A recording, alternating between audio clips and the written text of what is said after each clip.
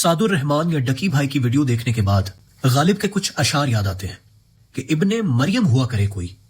میرے دکھ کی دوا کرے کوئی، کیا خضر نے سکندر سے، اب کسے رہنما کرے کوئی۔ میں بطور وکیل بارہا لوگوں سے یہ کہتا ہوں کہ آپ کے رائٹس بچانے کے لیے بے شمار قوانین موجود ہیں، لیکن پھر میں سوچتا ہوں کہ ایک سادہ پاکستانی شہری کیا سوچتا ہوگا جب وہ اس طرح کے واقعات کے بارے میں جانتا ہوگا کہ ہمارے رہنما، ہمارے حفاظتی ادارے یہ کام کر رہے ہیں، تو پھر ہمارے رائٹس کی سیکیورٹی کون فراہم کرے گا۔ لیکن ایک بات طے ہے کہ پاکستان جب بھی مشکل حالات میں آیا ہے، پھر وہ چاہے زلزلے ہوں یا پھر سیلاب کی تباہ کاریاں، ہم ایک ہی ادارے کی جانب دیکھتے ہیں اور وہ ہمیشہ ڈیلیور کرتا ہے۔ اور یہ ادارہ اتنے سال گزرنے کے باوجود بے شمار کنسسٹنسی سے لوگوں کی جانوں اور ان کے حقوق کی حفاظت کو میک شور کرتا ہے، پھر وہ چاہے سرحدوں پر ہو یا پھر اس ملک کی سڑکوں پر۔ لیکن یہاں سوال یہ ہے کہ ڈکی تو ایک ایسا انسان تھا کہ جسے ہزاروں لوگ سننے والے تھے، اس کے ساتھ ہوا۔ اور سرفراز چودھری تو ایک سادہ سی مثال ہے۔ پاکستان کے سول انسٹیٹیوشنز اس حد تک کلیپس کر چکے ہیں کہ نہ جانے کتنے پاکستانی شہری انویسٹیگیشنز کی مد میں دم توڑ جاتے ہوں گے، ان پر کوئی بات نہیں کرتا، شاید ان کا کسی کو علم تک بھی نہیں ہوگا۔ سب سے پہلے تو میری ریکویسٹ ہے پاکستان کے عوام سے کہ اگر کوئی ایک ادارہ آپ کے ساتھ مخلص ہے تو خدا را اسے مخلص رہنے دیجیے۔ میں دیکھتا ہوں کہ گلی چراہوں پر لوگ یہ بات کرتے ہیں کہ بھائی ان کا کام تو سرحدوں پر ہے،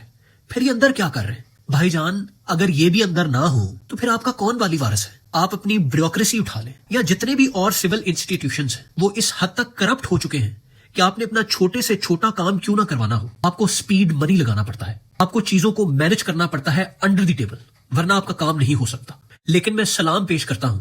فیلڈ مارشل عاصم منیر صاحب کو اور پاکستان کی انٹیلیجنس کو کہ انہوں نے جس طرح سے ڈکی کی مدد کر کے اس رشوت خور مافیا کے خلاف قدم اٹھایا ہے، انہوں نے ایک پریسیڈنٹ سیٹ کیا ہے، ایک تماچا مارا ہے ان آفیشلز کو کہ جو اپنی طاقت کا غلط استعمال کرتے ہوئے کسی بھی پاکستانی شہری کو ہراس کرتے ہیں اور انڈر ڈیوریس پیسے بٹورتے ہیں۔ ملک پاکستان کی بہتری اس میں ہے کہ اس کے تمام سول انسٹیٹیوشن کو مضبوط کیا جائے، وہ چاہے جوڈیشری ہو، بیوروکریسی ہو، ان سب کی اصلاح ہونی چاہیے۔ لیکن اگر پولیٹیکل نظریات کو سائڈ پہ کر کے ایک تھرڈ مین پرسپیکٹو سے دیکھا جائے، چیف منسٹر آف پنجاب جس طرح کا پنجاب میں کام کر رہی ہے، مجھے لگتا ہے کہ یہاں کے ادارے یقیناً بہت جلدی پٹری پر آ جائیں گے۔ اور مجھے یقین ہے کہ جب تک پاکستان کی آرمی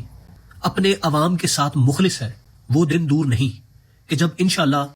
ہر سول انسٹیٹیوشن اپنی ذمہ داریوں کو آسان طریقے سے سر انجام دے گا۔ کیونکہ اگر ایسا نہ ہوا تو ہم اپنے گھر کے چھوٹے چھوٹے مسئلوں کے لیے